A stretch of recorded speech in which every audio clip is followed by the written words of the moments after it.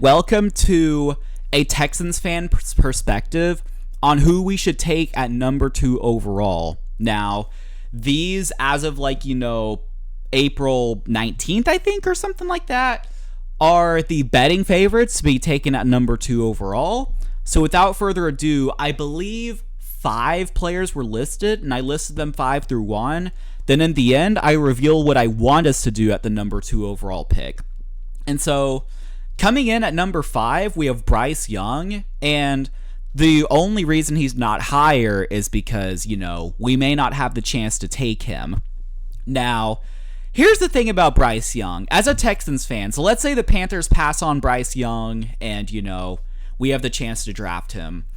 I would be for it, for the excitement and for, the potential. He could be a superstar in this league, if he can, bulk up a little bit and figure out just his challenges. But that's the problem, in my opinion, are the challenges with his size, not just his height, but he's just very small. And I see what's happened to Tua. He's gotten several concussions just getting slammed to the ground, whereas a bigger quarterback like Josh Allen or Patrick Mahomes, they wouldn't have gotten hit like that. And I just worry about that.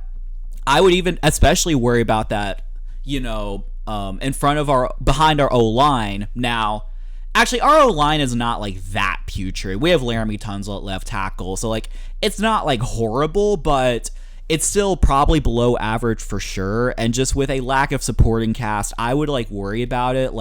Feel if he went to Houston, there's a good chance he'd bust, but there would be a lot of upside there as well. And so, sorry for that noise, but I'm not trying to, pee on, my co-host's parade or anything like that, since he's probably going to be a Panther. Assuming he goes to Carolina, I am very happy for you, and I hope he succeeds there, but that'll be intriguing. All right. Coming in next is CJ Stroud. Now, for me personally, I just think he has a bit low upside in the NFL. He could be Mac Jones, say, to where he's very efficient and he's very efficient. He's a good NFL quarterback, but he's just not great. And that he's not going to be great. No, I'm not comparing their play styles. I think CJ Stroud's probably more mobile. Maybe he has a better arm or something like that. I'm not exactly sure. I'm not an expert on Ohio State football or anything like that, but I just wouldn't really want him just for that. I mean, if we take him at 2 overall, I won't complain. We have a quarterback, we'll give it a shot.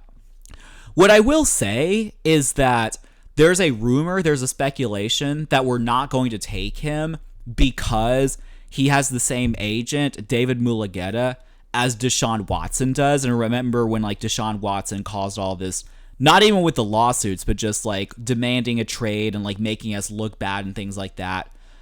I am going to give a hot take. I actually think it's a very legitimate reason not to draft him if he has the same agent, because you simply have history with him. You have bad blood. And, if it comes time to where, let's say that CJ Stroud is a superstar and I just don't want the same Deshaun Watson. Now, I don't want him to, be going to these therapists either, but, well, it's fine for him, but you know what I mean. But I don't want him to just make us look bad, request a trade, and just things like that. And so I would say now if he's Trevor Lawrence and he has David Mulugeta, now I would draft him. I would, disregard that. But if you're close, as far as the other quarterbacks go, it's CJ Stroud 1A, Anthony Richardson 1B, Will Levis 1C, I would go otherwise. It's a hot take. Most people think that we shouldn't take that into consideration, but we shouldn't draft him if the agent is a concern. All right. Moving on to the 2 defenders. So basically this is, we don't take a quarterback at 2. We sit and we take either Tyree Wilson or Will Anderson. If we were to take a non-quarterback, I'm not sure who else we would take. We'd be kind of insane. My thing is, there's just not a clear Nick Bosa or Chase Young or Jadeveon Clowney coming out. And I'm saying coming out. And I'm not saying as NFL, about their NFL careers. I'm talking about a supposedly generational defender pass rusher coming out. They're very good, don't get me wrong. But from what I hear, Will Anderson doesn't really bend the edge very well, like Tyree Wilson.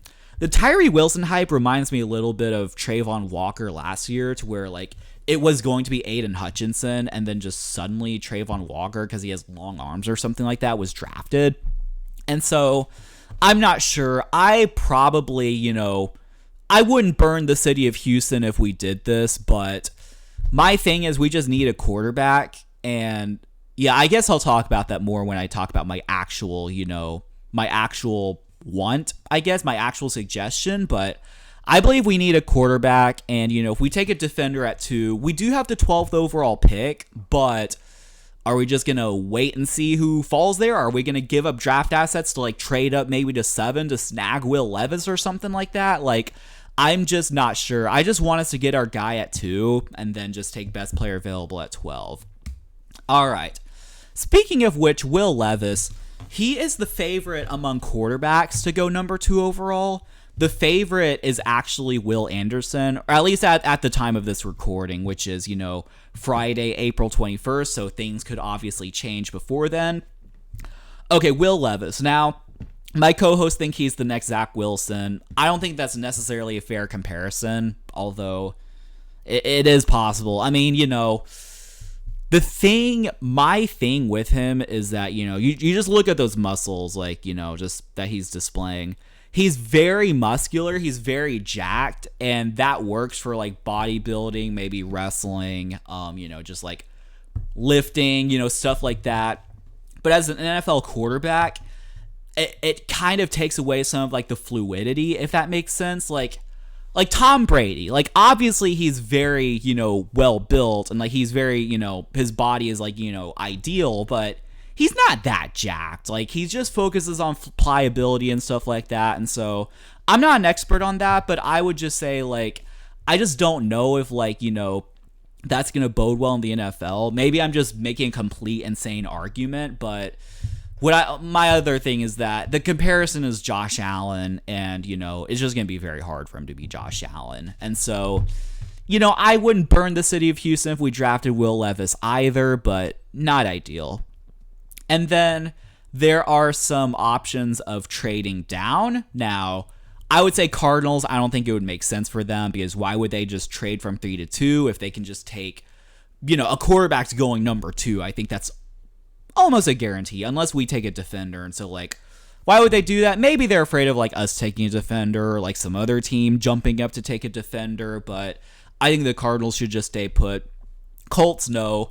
There are people who think that it's a serious possibility that we trade with them. Like, we're going to trade with them and, like, just help them get their franchise quarterback. Like, that just doesn't make a lot of sense. Like, I just don't know, like, why we would do that.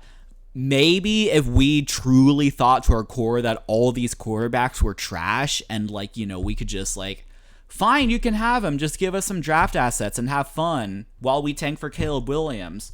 Maybe, but it's unheard of. It would be unprecedented if we traded with a division rival, because that happens in the draft. Like last year, Detroit and Minnesota made a trade.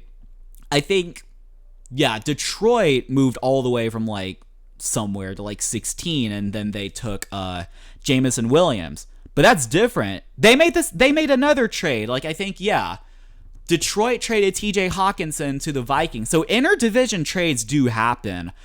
They just don't happen for like the other team's franchise quarterback. It makes no sense. Seattle could make some sense if we just wanted to trade down to 5. But I would say for like 5, 6, and 7, like, if you want to do business, you got to give up a lot, because like we're risking missing out on our guy at quarterback. And I strongly believe that we need to get a quarterback out of this draft. Like, on our roster, we have Davis Mills, who had a year, and like, okay, you could claim that, like, you could claim that he was on a bad team and he would be good on like the Kansas City Chiefs, but so what? He's not on the Kansas City Chiefs. And like Case Keenum, who's just a good backup. We need a quarterback out of this draft. And so if we're going to trade back to like 7 or something like that, we need a lot, and just hope that someone's there. But who do I want us to draft number 2 overall? This guy was actually not on the list, like the top 5 betting favorites to be drafted number 2 overall. Anthony Richardson. And it's as simple as this. This quarterback class is interesting. Like, you have Bryce Young, and then you just have a lot of guys who are like, they have good qualities, but there's a lot of questions. And so I think given that, and given that we just need a spark, you need to take the super high risk, super high reward, just approach. And like Anthony Richardson, like if he blossoms in Houston, he could become a superstar, and then like he could become our Deshaun Watson, who doesn't get into legal trouble, who doesn't, request a trade, and who's our quarterback for the next decade at least. If he busts, fine, we just move on from him. We'll suck for a few more years, and then we'll just hopefully get our guy. Like, hopefully we'll get Arch Manning or something like that. Arch Manning. So, who knows? But yeah, I actively, if you follow my Discord, you would know it. I want Anthony Richardson. I want to draft him. If Bryce Young's available, maybe, but the size concerns me. So he's my guy for number 2 overall. So we'll see what happens.